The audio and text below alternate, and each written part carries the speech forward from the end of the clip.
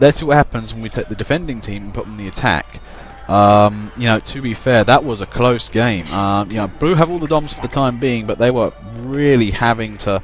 Well, the previous red team were really having to throw the opposing blue team out. Blue team would just keep coming on and coming on. They were really hammering them. Yeah, I think really a lot of that was red sort of... I think they had luck on their side there purely because, you know, the respawn smiled on them. I think if there had been a couple of longer respawns here and there, they probably wouldn't have made it. Especially, I mean, there was a very, very close cap attempt there, and it was sort of down to a couple of players on red to actually stop it. And I don't know what they'll be like attacking. Although, that said, Blue's team, in terms of composition, is looking incredibly healthy. I'm really liking the look of that. That is aggro as hell. I mean, they've got the right amount of admin here and there as well. I mean, that looks strong. Red, on the other hand, I mean, that's actually looking reasonably good as well, actually. That's quite... These two teams are arguably in a head-on collision. I am expecting total casualties here today.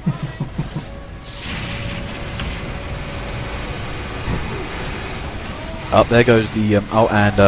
Pit there, using the M2 button. Nope, go away. Stay away, Heavy.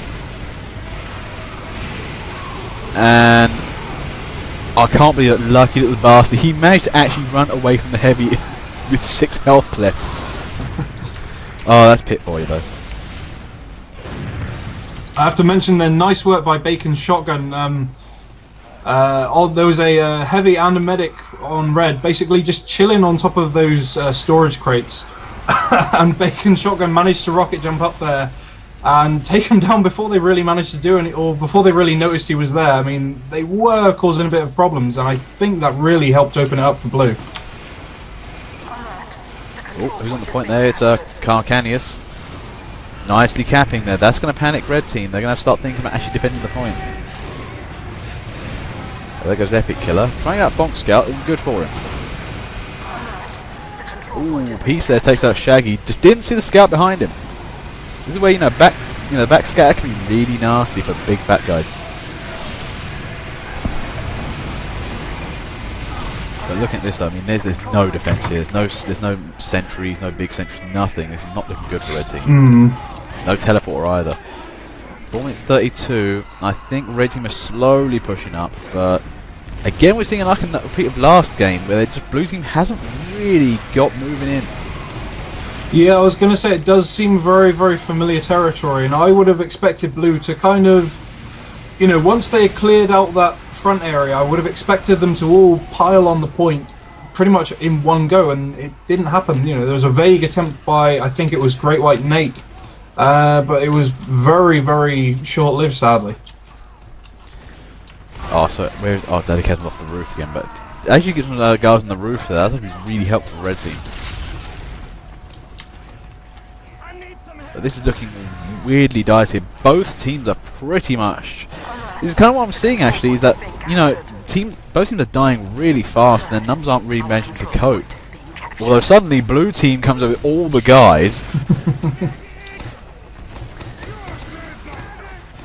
And look at that demo spam. Where's the door they come out from? Hit that. Use all the nades. Yeah, this is looking very familiar. I mean, all the guys suddenly on at once, 7 times cap rate, and it looks like, there we go. Epic Killer, they're trying to distract them. Not doing a bad job of it actually, getting hunted down. Wait, did he get charged and hit by an axe? Oh, nice one. I think that was somebody else, I think, but...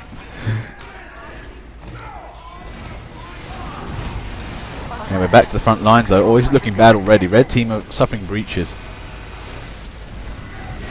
And it's Shaggy on the point with Anuba. This is all kinds of wrong right here.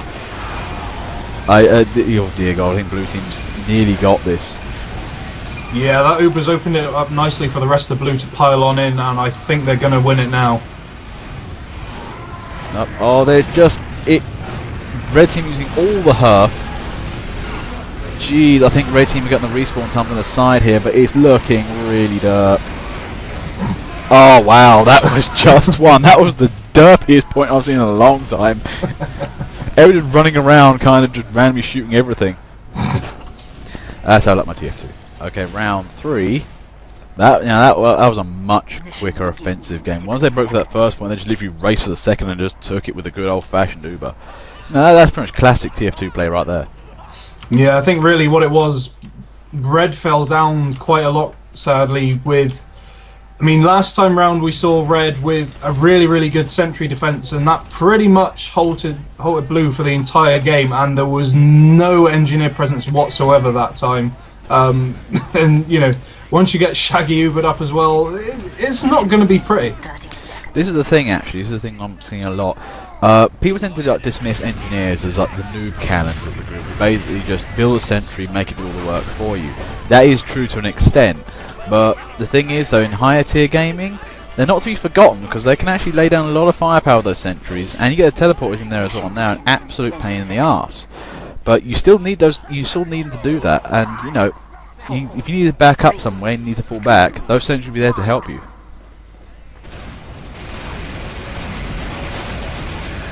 And well, there go the two fighting heavies. Glorious Soviet Union, can you get the achievement? Push into each other. And Pan Islam, nope. And Shaggy just wins that with a shove. This ain't looking good though. Red team is pushed Blue back to the gates. Now see you back, Kerouac. Hopefully you got the connection problems are okay. Uh-oh. Vault, why did you move out, man? Oh, no, Vault, why did you jump out into the open? Oh, God, what was that? Yeah, that was unfortunate. I mean, before that, it was a very, very capable defense. And, I mean, you know, Red had the advantage of basically knowing when to Uber and not dying, pretty much meaning that Blue had no chance to build one up. But now, yeah, pretty much... that medic and heavy combo's down, and Blue have taken advantage of it really nicely. Yo, look at that. Blue team have moved up there straight away. So I just want to say... oh, he moved his stuff. Stabs and had a nice little back-end sentry. But... all the Blue team does a milling around. One good crit lock and load will ruin everybody's day right now. And, Bubble there takes down Stabs and there. Nice secret base developing. But that got rumbled. That was unfortunate. I was expecting good stuff from that.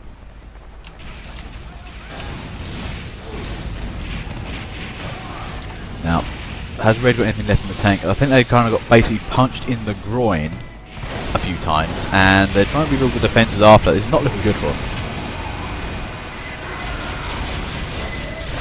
Oh no, it's an Ubered soldier. Are those sentries? No, they're not. Oh, this is looking bad. I think it's going to turn into a scramble anytime. Oh, look at that! That was a complete damn massacre. Okay, round 4 after the incredibly short round 3. Jesus, I did not know a team could push that hard and that fast. That was easily one of the quickest games I've ever seen on a Game of Gorge. Yeah, really, that was just a perfect example of just really, really good organisation. The fact that, you know, you managed to have Epic Killer Bonk in there, distract the sentries just to begin with, pretty much just take the heat off of the heavy dropping down, getting Ubered, so that it didn't push him back. And that, you know, it didn't necessarily, you know, sway it, but it certainly helped. And then everybody else had the good sense to follow up within the next, you know, sort of 10 seconds. And there was no way Red were going to recover from that. Yeah, that's the thing, though. I mean, a team with courage are really dangerous. They'll just push and push and push. Like, what's ahead of us? I don't know. We'll find out. And that kind of mentality can win you quick games, especially things like Granary and stuff like that. There we look at teams, though. I'm having to say, though, Blue team's looking pretty strong again. Red team, I don't... again, we've seen very even teams here. Again, the nice thing with these commentaries is, you know, these invitational ones, we don't see weak teams. They usually are nicely made. Yeah, at the very least, you can kind of rely on basically just good, solid games all the way through. And, you know, I can't remember a time when we've seen a poorly played game or anybody who's been shockingly bad. You know, you kind of always know that somebody's going to be good and that you're going to see some good kills. Yeah, I mean, look at the hurly-burly down there. I mean, they're just like medics flying everywhere, stuff getting shot at. Oh, okay, one thing, but I think Blue have broken Red's ass again. So many meds. This is the thing, though. Once the games get better, it usually turns out that the team with the most meds usually wins. Medics are really, really good. I think as the Irish Trailers once said, you know, Medic, the class everyone loves but nobody wants to play. Spy, the class everyone hates but everyone wants to play. That trolling little sentry there, the Frost Sentry, nice placement actually. But no, Stabman's got that.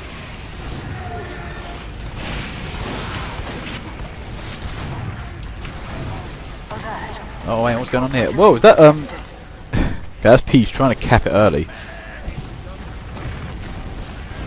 Yeah, it's a difficult one really when you do have scouts that are kind of in a situation like this when there is basically a front line and no one is moving up. It's difficult really for a scout to know what to do, especially if they haven't got bonk. Oh, so it's kind of better just to run out and just go for it. Sorry, I just saw Shaggy there. What front line? He just literally blew it in half. And then, you know, there's the sentries, there's the engineers, there's guys behind the engineers. I'll take those out as well. And yeah, look at that. Oh my god, Karak on a stabbing spree there. 3 in a row. And 2 medics. Oh, wow. That was nicely done. That's some excellent spy work. Jeez, that was amazing. I mean, both 2 medics down, that is going to really hurt Blue Team's progress now. This is the thing though, if you had something like the, your Eternal Reward, that would be amazing because you'd be just disguising the entire time. That really confuses teams when the stab spree's going on. Yeah, especially in a situation like that. I mean, everybody's bundled up and people were confused enough as it was. The fact that he managed to get 3 stabs in a row and nobody sort of knew what the hell was going on. With an Eternal Reward as well, that would have been just chaos. If you want to go, dude, if you want to play heavy, go play heavy. You know, the thing is with these games, right, is we have no limits on what goes on. So it's a 15-man, 12-man teams? 12-man teams. And no class limits. You can do what you want. It's vanilla, so there are crits. But if you feel there's a certain strategy you want to try with your team, do that. This is not comp. This is basically the freedom to be derp. And, you know. Yeah, I mean, at the end of the day, it is a game. Just try what you think you're going to enjoy the most. I mean, lots of people kind of just stick to one loadout. I like to try out loadouts that I've never done before. Just experiment, just have fun, and you know, if you enjoy it, then great. If not, you know, go for something else. It's you know, there's no real rules in this game. Yeah, and if you want to go pan, do the pan. I mean, if you want to basically eat a buffalo steak sandwich with a pan, have a shining pan of awesomeness to bat down people with, go for it. Say one thing though, 10 minutes 25. I mean, this is looking really strong here, but blue team are just getting underway with their attack though. They're kind of wearing down as red team. But are they doing it quickly enough? Because red team's building up pretty fast.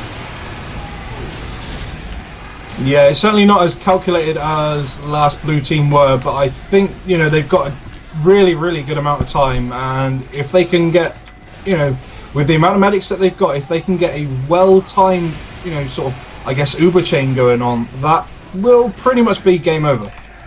This is the thing, one thing I'm seeing here from blue team, they're using upper balcony area, getting around that and just sniping down those sentries because they're just out of range. And if you notice the underneath areas for these sentries, right, you've got 4 possible areas. That one, the one on the far right, according to my view, you know, and the other 2 in the middle there, they're easily taken out by heavies. We have to just drop down as a heavy with an Uber and right on top of the sentries, job done. The one that's like far corner, though, difficult to get to because there's not obvious opening. So you've got the upper balcony there to counter that. That's, you know, that's map design right there. That's the thing, you know, you can easily make terrible maps in this game, but making good ones is, you know, really kind of the trick. Yeah, there is a reason why Valve maps are just more fun to play, and it is purely just because the time has been taken to actually make sure they work. And, you know, I mean, the proof is in the pudding in the fact that we've got 2 beta maps now that I think have been updated at least 5 or 6 times in the past couple of months, because, you know, they aren't quite right. It's not just a case of, oh, it's a map, fuck it, we're done. You know, it seems that Valve actually do genuinely care about a decent game. Yeah, well, accepting 2-4, but I'm putting that down to, you know, this is done the older maps from TF Classic, so we better keep it, and then they kind of, oh wait, it's shit. Well, 8 minutes 30, and blue team are not as forthcoming as they used to be, although So Carcanis has Ubered up the engineer.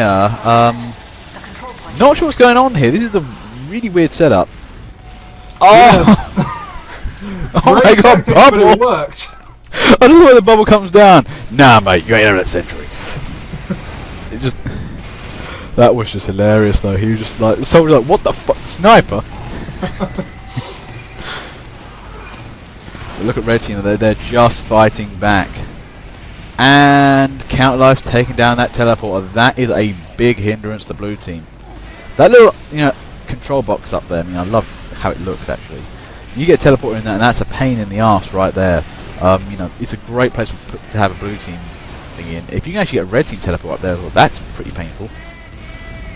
Yeah, the good thing about that area is that it's pretty much it's got two ways of entering it, and if you've got a capable enough engineer, one of them is going to be locked off by a sentry, and the other way you have to go through where blue are already to get to it, and that is a pretty tough spot to attack. But it's also a pretty tough spot to actually move into in the first place. I was saying about teleporters though, they've got actually one under the stairs there of talk.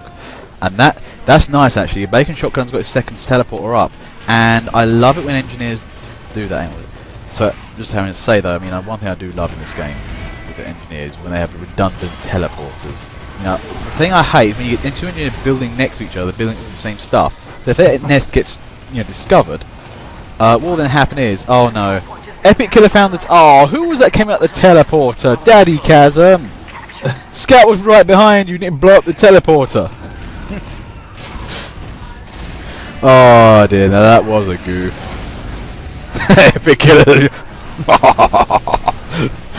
He's showing on you, Crazy Diamond. That was excellent work. But I'm not. Oh, look at this though. Blue is steadily moving in. They're beginning to cap. It's not looking good.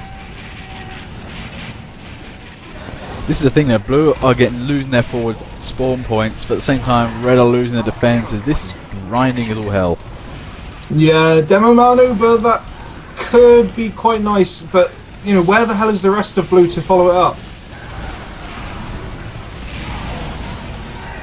What is happening with Shaggy? He's going to be floating rather than actually getting into the ground. Oh, look at this though. This ain't good.